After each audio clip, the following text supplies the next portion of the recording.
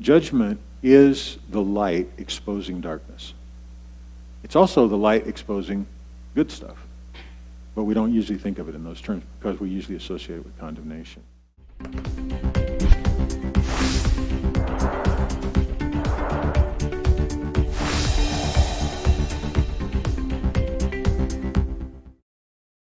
But there's going to be a judgment rendered for deeds, both good and bad. And you're not going to be condemned for your good deeds. And I don't actually think you'll be condemned for your bad deeds either, but you're definitely not going to be condemned for your good deeds. That wouldn't make any sense. So, Sonny? Well, it just seems how we perceive judgment. It's kind of like going down the road on Cimarron, you come to I-25, and there's the homeless guys asking for money. Mm-hmm. You know, I found this in myself the other day. I looked at him and I felt like withholding because, well, obviously he's getting what he deserved, the choices in his life. I had to go correct myself, because the gift can't come through judgment. Even if I handed him money, the heart, it wasn't a gift. So judgment follows up gifting, and I think that's the same with God himself. Is if he's in judgment, the gifting from his heart to us of relational life would only come through transaction and not heart. So it binds things up personally. Mm-hmm. So do you think, stay there for a second, do you think that what I'm suggesting we can learn from the older son is perhaps that there was some kind of judgment that he was still rendering, and it actually blinded him all those years to the resource that had been given him or the resource that he had to give himself? Yeah, I mean, definitely when the story progressed where he came home, that judgment, he couldn't feel the Father's heart. That judgment bound him up because that guy, my brother, went out and squandered and blah, blah, blah. Mm-hmm. And so it bound him up from understanding the Father's heart of why he gave him the goat initially, the joy. So it just binds up. I think so. And so that's why I think this is kind of important, because what I'm trying to do is I'm trying to reduce reduce or expand, I don't know which it is, our concept of judging and not judging to something that's useful, something that's practical, and not something that's just theoretical, and not something that's condemning in any way. And I really don't want anybody to think I'm trying to browbeat us or myself. I'm not. But these things are associated here, so let me read this again. Love your enemies and do good and lend without despairing of it, and your reward will be great. Now, some of these things don't make sense. It generally doesn't make sense in most horizontal reference points, most social reference points, to love your enemy. Because your enemy is trying to do you harm. That's what defines them as your enemy. Okay? But nevertheless, it says that. Jesus said that. And do good and lend without despairing of it. And if you expand on both sides of this verse, it talks about if you only lend expecting to get back what you lend, what's the difference between you and anybody in the world? So that doesn't make any sense either. And I'm not trying to create a doctrine where we loan money to people and don't expect them to pay it back. But it says that if it says, love your enemies and do good and lend without despairing of it. In other words, act in this way that seems foolish or contrary to profitable norms, contrary to even goodness. What's good? Loving your enemies, how can it be good? But it says you will be sons of the Most High, because there is something about him that is like that. Because he is kind to the ungrateful. And if there's anything that really ticks me off, it is an ungrateful person. Because I can understand it if a person is controlled by fear. I can understand it if a person is controlled by ignorance. But if a person has such a hole in their character that they can't even be grateful when something nice is given to them or done to them, I am ready to judge them at the drop of a hat, because it doesn't cost you anything. to be grateful. So that's one of my pet peeves. Pet peeves are probably things that say more about us than they do about the peeve. I think so. I think for me, I think it feels like one. Yeah, it feels like one. But this is the nature of the Father, because He is kind to the ungrateful and the wicked, or the evil. The word's poneros. I knew you would ask, Ronnie. It's the one that means work. Enslaved to work. So then He says, become compassionate, just as your Father is compassionate. Now, the story of the Father receiving the Son back was a very compassionate thing. You could even see the compassion coming out for the older son, because he pleaded with him. He came out. And I did some studying about the culture thing one time, and saw it again just as I was preparing for this.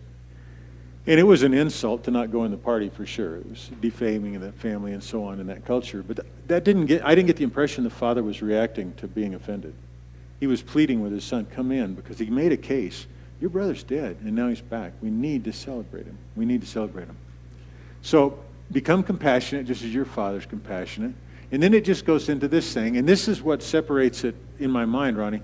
And I don't fully know how to apply it, but do not judge, and you surely shall not be judged. And do not condemn, and you surely shall not be condemned.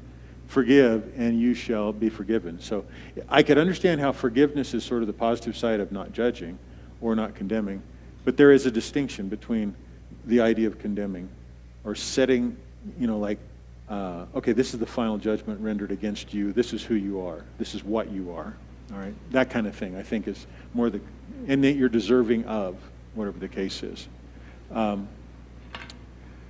right, so there's this case to be made for that. There's the ones I talked about.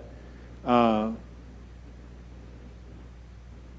think the reason that I'm motivated to take one more run at this before the holidays and before the end of this really interesting year is most of the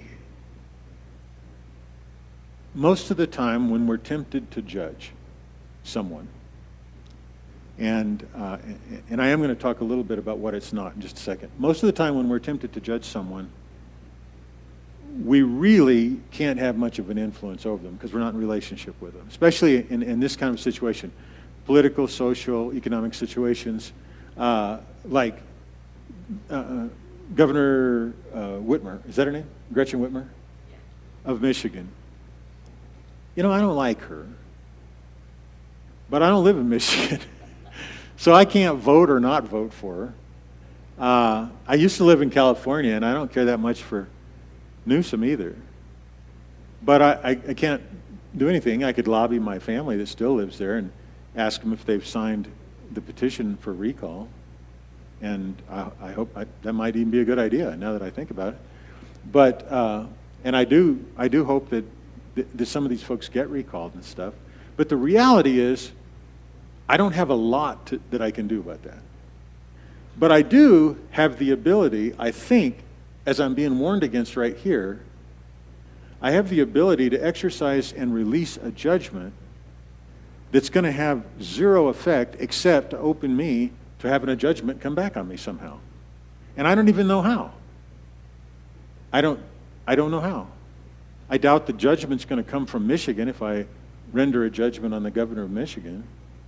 But it says, don't judge and surely you'll not be judged. Don't condemn and surely you'll not be condemned. Forgive and you'll be forgiven. This reciprocal thing. And so my thought is, our hearts are precious real estate. Our mind is a precious resource. Let's not create vulnerability there that's not necessary, especially when it is about something that isn't going to have an effect. One of the conversations I was in, Philippians came up about if there's anything noble or anything praiseworthy, anything of good report, pure, think on these things. That's a good bit of advice. Because then it says that peace will guard your heart. And at one point this week, I thought back to a guy a long time ago. When I first took over here, there was a gentleman, I do not remember his name. He and his wife were here. Bev, you'd remember him. But he watched the news all the time. And he was like, and it's so funny now because there was like nothing going on compared to what's going on now. But he was just in turmoil all the time. Every day. He would go there, he would feed himself and with the news. And he was just like super duper agitated. He was angry with his wife, he was angry with the world. And even then I was trying to say, why don't you watch a little less news?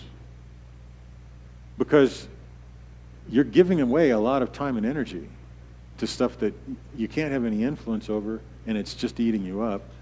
And so that's one reason. But now I do want to state something, though, that also has been a part of the conversations this week, which is about being passive or being neutral, or not caring about important things, or not recognizing that evil needs to be resisted and all this kind of stuff. And I've had different elements of it, and it's all been fantastic. It's really been very thought-provoking.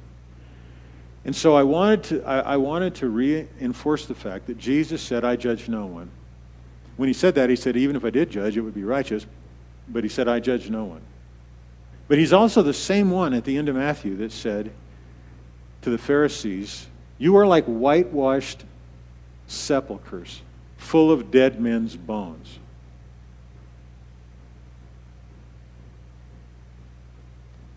He's the same one that when the Pharisees came to him and were kind of giving him a hard time in John 5, he said, look, you have never heard the Father's voice. And you've never seen his form. And you don't know him. In another place, and I don't remember the scripture reference, but it was one I looked up earlier this week. Jesus said to them, you say that if you had been alive when Israel was killing the prophets, you wouldn't have done it. But all that does is confirm the fact that you're the children of the prophet killers. And so the thing I want to say about that, and it's a little bit about the definition, and it's why I would like us to take more seriously the affirmative definition that was given in John chapter 3, that this is judgment. Light has come in the world, and men love darkness rather than light. Because even though I don't know what that means fully, by any stretch of the imagination, or even partially, maybe I partially know a little bit, but because something is stated clearly and hard to understand, doesn't mean that I should dismiss it in favor of something that feels more like I understand it, which is a condemnation type of judgment. So the judgment that Jesus doesn't do, doesn't include sticking his head in the sand when he's confronted with unrighteousness. It doesn't include not being able to bring up a negative truth in the most direct method you could.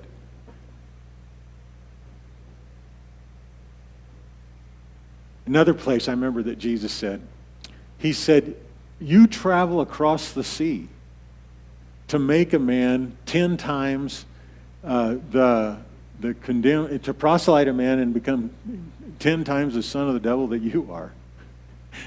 So, if that's not judging,